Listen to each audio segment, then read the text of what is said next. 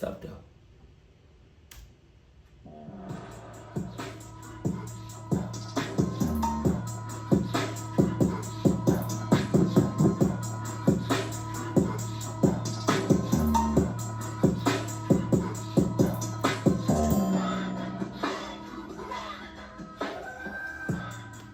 Some years ago, my 4-year-old stepson Robbie had a birthday.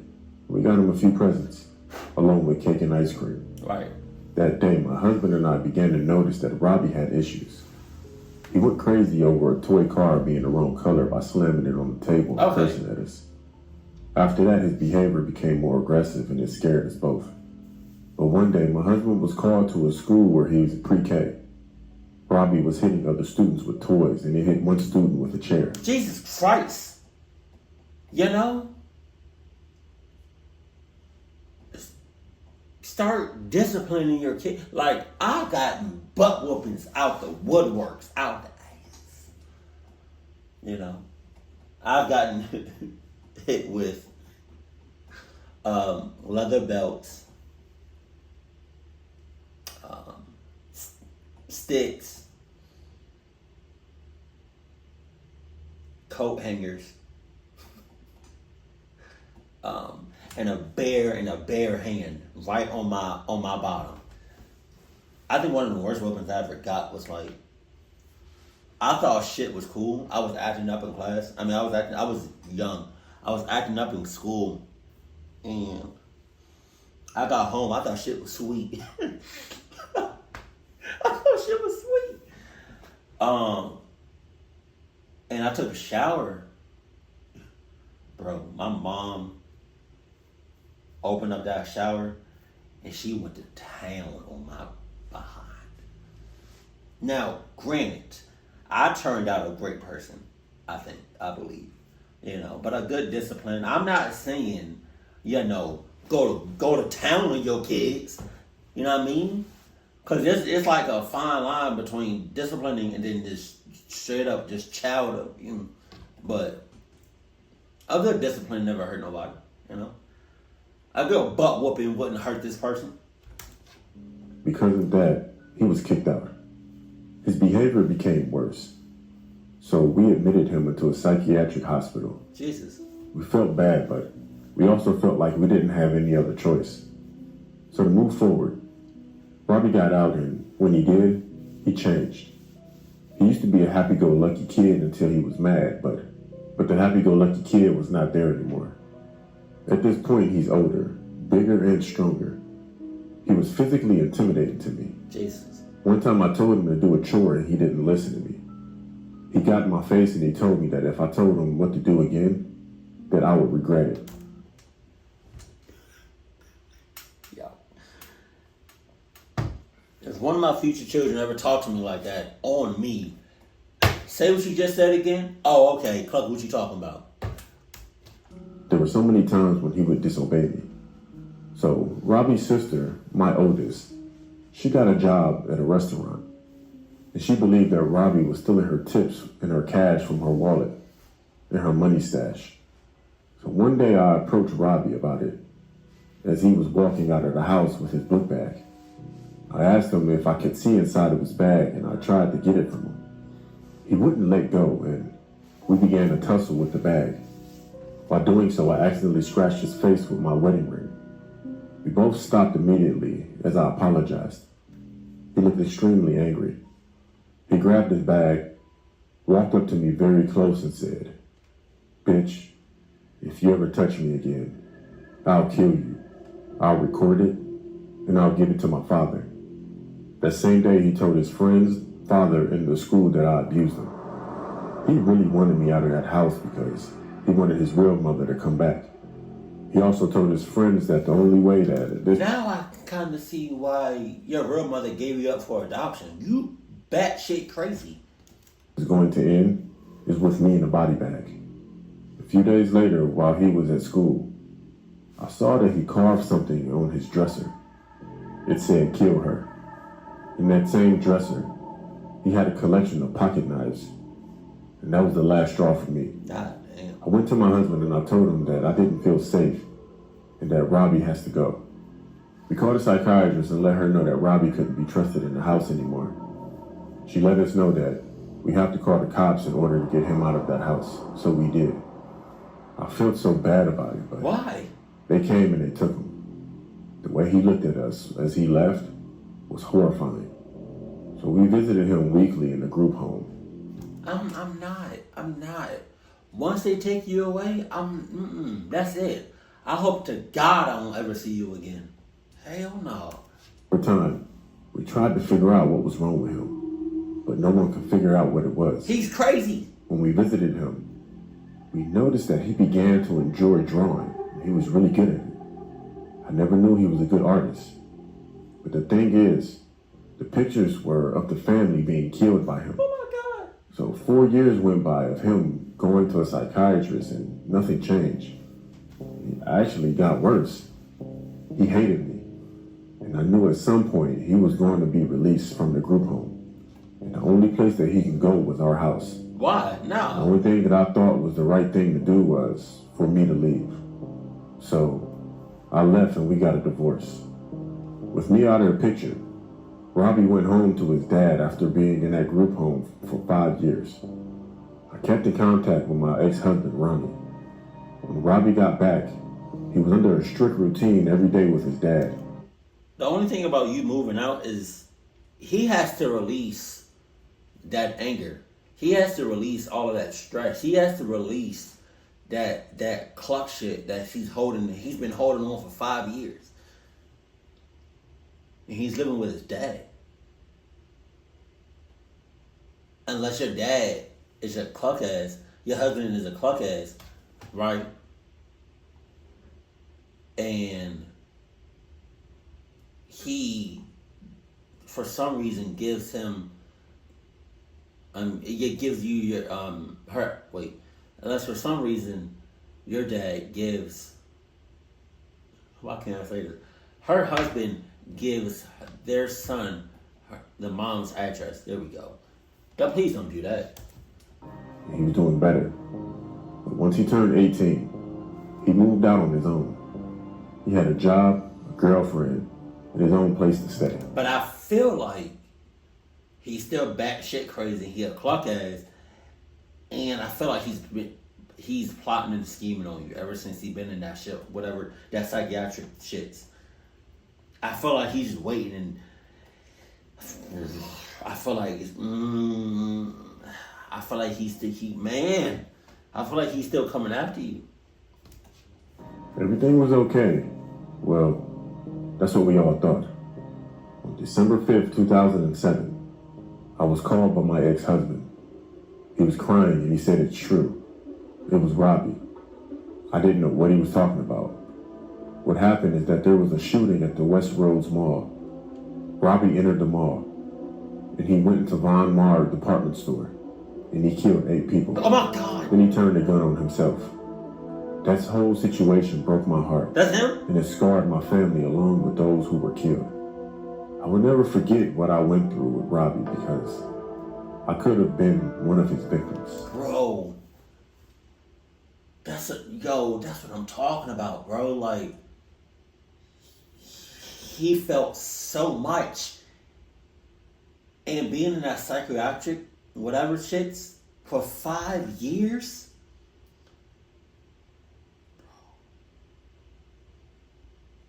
I feel like if he was to see you, he would have clutched you up and nobody else.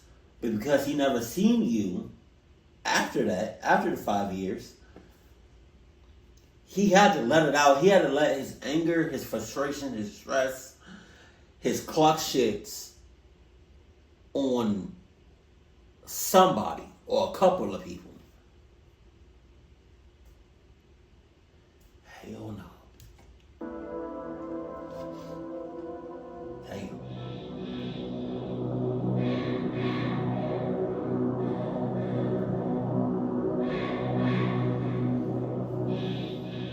When I was in high school, there was this one boy in my class who was very weird looking. Most of the other kids were afraid of him, and everybody kept out of his way. He always kept to himself and never spoke to anyone. His name was Craig, but we gave him the nickname Crazy Eyes. Craig, I'm good with that. That's on the club names list. Craig? That's like top 3. He had the strangest eyes you ever seen. They were large, round, bugged out, and disturbing. Not bugged out. They didn't look human. It was as if they belonged to some sort of exotic reptile, That like a bad? chameleon or a lizard. During class, he remained completely silent, never asking or answering any questions. I got the impression that the teachers were scared of him as well. All he did was stare at everyone with his bug-out eyes, creeping them all out with the unsettling gaze of his. One Monday morning, we had a media class. The teacher split us up into groups and gave us the task of making a short film. Due to the luck of the draw, Craig was assigned to our group. My ass. While we gathered around and discussed ideas, he kept his mouth tightly shut, and he just stared at all of us with his big-ass eyes. We eventually came up with an idea of a slasher movie. The plot involved a crazed killer who goes around the school stabbing people. Wow. Craig was so odd-looking that we all decided that he should play the killer. His crazy eyes made him the obvious choice. As it turned out, the movie was a huge success. We managed to create a 5-minute film that looked almost as professional as a Hollywood horror flick. And I hope he didn't really do that shit, but I felt like he did. Surprisingly, Craig did a great job in his role as the killer. Oh, yeah? We shot hours of footage of him stalking the school grounds, running from tree to tree. He was armed with a fake knife that had a retractable blade. Then we filmed him stabbing a bunch of kids who were all playing victims. What you talking about? They were soaked from head to toe with fake blood. Mm-hmm. Taking part in the movie really seemed to bring Craig out of his shell. He took to acting like a fish to water. When filming was complete, we all noticed a big change in his personality. Somehow, it boosted his confidence, and although he still didn't talk very much, he held his head up high and seemed more sure of himself. Oh, yeah? On Friday, when we screened the film for the entire class, they loved it and started chanting, "Craig, Craig, Craig." That day, he was the most popular kid in the class, and he seemed a rebel in the attention. However, when Monday morning arrived, Crazy Eyes Craig was nowhere to be seen. He didn't show up for school, and nobody seemed to know where he was. And for the rest of the week, he was absent from school. That weekend, I was at home, working on an assignment for school. I overheard a report on the news about an attempted murder that had happened in our town. Shocked, I glanced up from my work. When I set eyes on the picture they were showing on a TV screen, a chill ran down my spine. It was Craig. His humongous, crazy eyes stared at me from the TV screen as the news reporter continued with the story. Apparently, he had been stalking his next-door neighbor. She was a 16-year-old girl named Leanne. She, her younger sister, and her mother had been home alone while her father was away on business. The two girls stayed up late to watch a horror movie on TV. It was Nightmare on Elm Street. Oh, my God. During the movie, they started to notice something strange. They opened a box of cereal and took 2 bowls into the living room to eat. But when Leanne went back into the kitchen, she found that the box was empty. When the movie finished, the girls went upstairs to get ready for bed. Leanne opened her bedroom closet and found Craig standing there, holding a hatchet. I would have passed out. I would have probably died right then and there. He was dressed in her mother's clothes and had makeup smeared all over his face. He told her to be quiet and he tied her up. Then he fetched her mother and sister and marched them back into the bedroom. He tied them up as well, and he left all 3 lying on the floor. He told them he was going to kill them and he'd be right back, so they had better start praying. The police said he went downstairs and ransacked the house, and he stole valuables. When he was gone, the youngest girl managed to wiggle free. She jumped out of the window and ran to the nearby house. Okay. Within minutes, the police were breaking down the front door. They ran up the stairs with their guns drawn and found Leanne and her mother lying hogtied on the bedroom floor. Oh. There was no sign of Crazy Eyes Craig. The police freed the mother and the daughter before conducting a search of the entire house. Oh. They combed the place from top to bottom, but couldn't find any trace of Craig. Okay. It was as if he had vanished into the night. In fact, nobody had any idea where Craig was. While he was still at large, no one in town could rest easy. The incident was a huge shock for our small town. Before that, it I wonder what his nickname would be if they gave him like a little nickname. Buggy or Bug Eyes. I don't know. Nobody ever locked their doors. And that night, I watched my father screwing 2 sturdy deadbolts onto our front and back doors. On Monday morning, it was the talk of the school. None of the kids could believe what had happened, and everyone was terrified. At the back of the school building, there was a huge forest, and rumors spread among the kids that Craig was hiding in the woods. Because you lost me at huge forest. You lost me at woods. Lying in wait for more victims. Some kids were too scared to show up for class.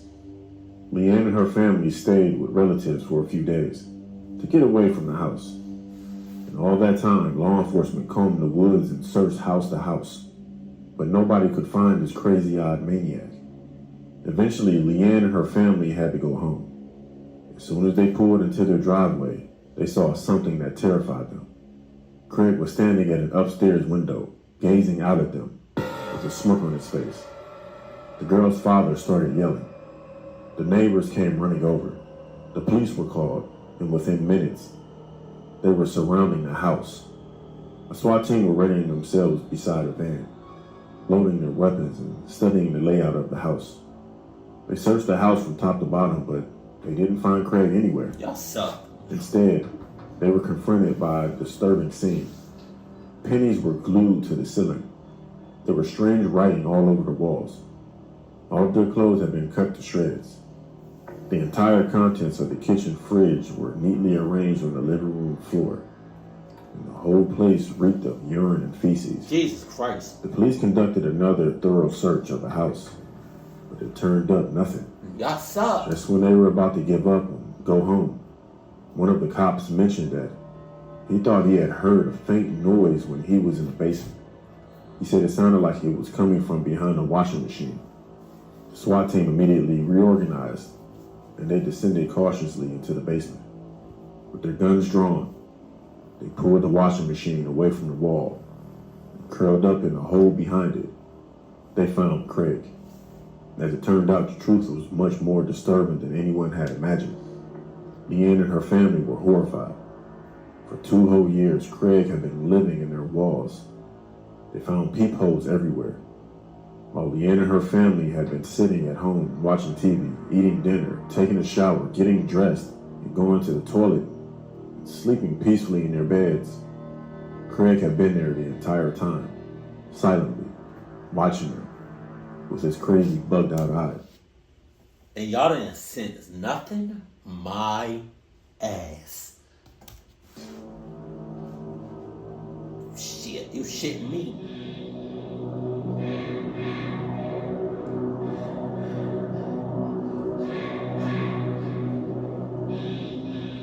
I grew up in a neighborhood that was pretty sketchy at times. Alright. But it wasn't as bad as the east side of our city.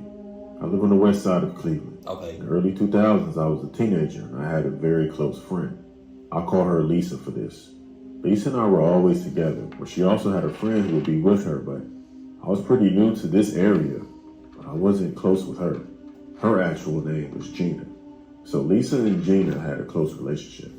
That is, until Gina went missing. Gina, along with a few other people in our neighborhood, went missing at the same time. Well, at least around the same time. It was sort of a big deal, and we all were part of search parties. I always went with Lisa and her dad. After Gina went missing, I would always go over Lisa's mother's house or her father's house with her. They were separated, so it was 2 different houses, by the way. Her father always had parties and barbecues, and I even spent the night over his house with her. The thing is, his house was pretty weird. We always thought it was haunted. Throughout the night, I would hear footsteps, babies crying, and doors open and shut. What freaked me out the most about his house is that he had multiple doors that had padlocks on them. We weren't allowed to go in the basement. People in the neighborhood made up rumors about the house. It was said that there were women who were brought outside with chains around their feet or around their ankles, and they were put into this van in his backyard from time to time. I didn't believe it because he was such a nice guy. Then there was this one day. He came off kind of suspect to me. I went to one of the corner stores after school to buy a pop, and as I was leaving, Lisa's dad pulled up next to me. He asked me to get in his truck so I didn't have to walk home. Oh no. What he doesn't know is that my mother had recently told me to stay away from him because of the rumors. Because of that, I told him that I'm fine. But he insisted that I get in his truck. He told me that Lisa was at his house and he'll take me to see her. But he must not have known his own daughter's schedule because I knew that she was still at school. She had something to do after school. I told him again that I was okay and I could walk. And then he pulled up in front of me. He got out and he came onto the sidewalk. I stopped him. I would have been like, I'm good. I'm all right. Don't worry about it. Please get out my face. I'm gonna give you one last chance. All right. Touched my arm while telling me that I don't need to be afraid of him and they come with him. By coincidence, the cops were turning the corner and he took his hand off of me. He walked away and he pulled off. But I never told Lisa about what happened for a few years until everyone found out something. Wow. Something very bad. Wow. One day while Lisa's father was out running errands, a lot of people surrounded his house. There was a lot of people from the street, and then the cops came. What happened is that there was a girl named Amanda, and she escaped from his house, along with her young daughter. Once the cops showed up, they figured out that there were 2 more people in the house. One of them was our friend Gina. She had been missing for 10 years. The story made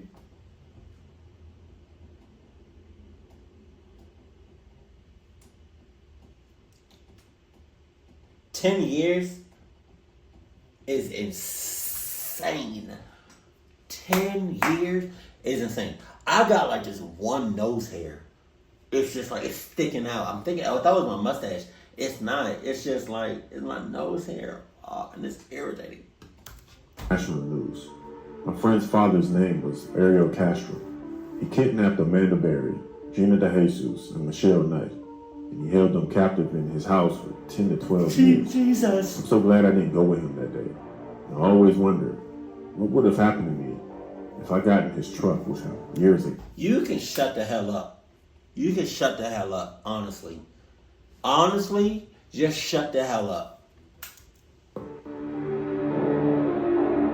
That receding ass hairline. All them double chins. That messed up goatee. Pale skin. Hell no.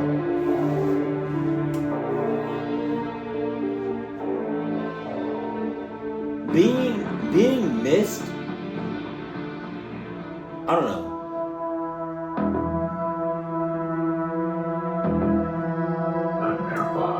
Gattor Files. Being missed for I don't really. At what point or how long are I don't know how to word this, like being missed, I guess for like 5 days is, it's not okay, but like I don't know how to word this. Like, at what point or how long do you have to be missed in order for people to be like, oh my God, holy shit? It's like, what's the base time? Like 5 years? Because being missed for 10 years, that's insane. But like being missed for like a year, you know, you're fine and you're found alive and stuff. Like, I don't know how to, like, what's the base time for you to go missing and people be like, oh my God, that's actually insane. Like, I think being missed for 2 years it's like, you know what I mean? I don't want to say it's okay, but like I don't really know how to word it.